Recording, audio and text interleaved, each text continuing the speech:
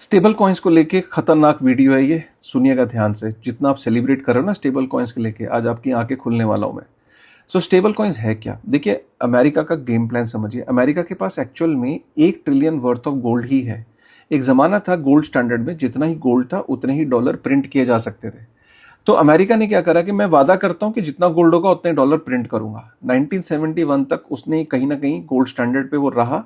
71 के बाद बोला मेरे बस की नहीं है, गोल्ड स्टैंडर्ड को अबॉलिश कर दो। रिचर्ड निक्सन आया, गोल्ड स्टैंडर्ड अबॉलिश हो गया। उसके बाद जो यूएस डॉलर था वो प्रिंट होने लगा। आज की डेट में एक्चुअल में अगर देखा जाए तो अमेरिका का डेट जो होना चाहिए था वो 1 ट्रिलियन यूएस डॉलर का ही होना चाहिए था। क्यों? क्योंकि उसके पास 1 ट्रिलियन यूएस डॉलर के ही गोल्ड है, लेकिन डेट वो इशू कर चुका है 37 ट्रिलियन। मतलब 1 ट्रिलियन गोल्ड है लेकिन डेट वो इशू कर चुका है 37 ट्रिलियन। सोचिए कि इकोनॉमी पूरी बलून की तरह फूल गई है। दुनिया को ये पता लग गया है, चाइना को पता लग गया है, और ये 37 ट्रिलियन पे रुक नहीं रहे, ये 40, 50, 60, 70 ट्रिलियन पे जाएंगे। दुनिया को पता लग गया कि हमें कोई नया ऑल्टरनेटिव चाहिए।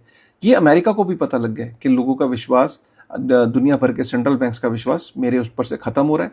तभी यूएस ट्रेजरीज डंप हो रही हैं और जो गोल्ड है उसकी बाइंग हो रही है, तभी गोल्ड के दाम भाग रहे हैं। अमेरिका ने क्या करा? एक गेम प्लान लॉन्च किया।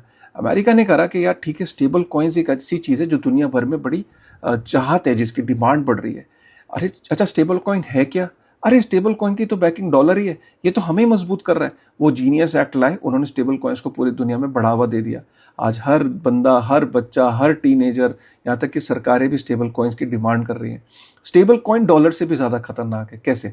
स्टेबल कॉइन्स बेसिकली यूएस को और स्ट्रॉन्ग कर रहा है, क्योंकि उन्हीं की कंपनीज जो है वो यूएस की ट्रेजरीज को बाय कर रही हैं। ठीक है, और ऊपर से एक और यूएस को क्या स्ट्रेंथ मिल रही है, स्टेबल कॉइन्स को कभी भी ये जो कंपनीज हैं ये फ्रीज कर सकती हैं। ये एक तरीके का और ज़्यादा कंट्रोल अमेरिका को मिल गया। एक दिन आएगा कि दुनिया भर के किसी भी वॉलेट को, किसी भी एड्रेस को अमेरिका में बैठ के वो फ्रीज कर सकता है।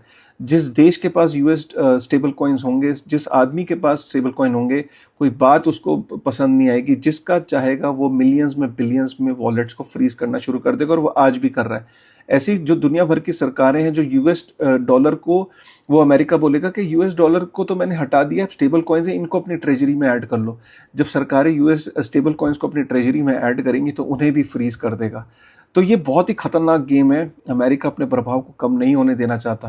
पहले उसने डॉलर से वो प्रभाव बनाया, फिर डॉलर से, फिर पहले गोल्ड से प्रभाव बनाया, दुनिया को लड़ाया, गोल्ड एक्यूमुलेट किया, फिर डॉलर लॉन्च किया। अब डॉलर जब खतरे में पड़ा तो स्टेबल कॉइन ले आया। और स्टेबल कॉइन तो और भी खतरनाक गेम है, क्योंकि घर बैठे just on a click off button किसी का भी वॉलेट वो फ्रीज, और किसी भी सरकार के रिजर्व को फ्रीज कर सकता है। खतरनाक गेम है दोस्तों, इतना खुश मत हो, ठीक है ना? और अपने दोस्तों के साथ शेयर करिएगा। Thank you.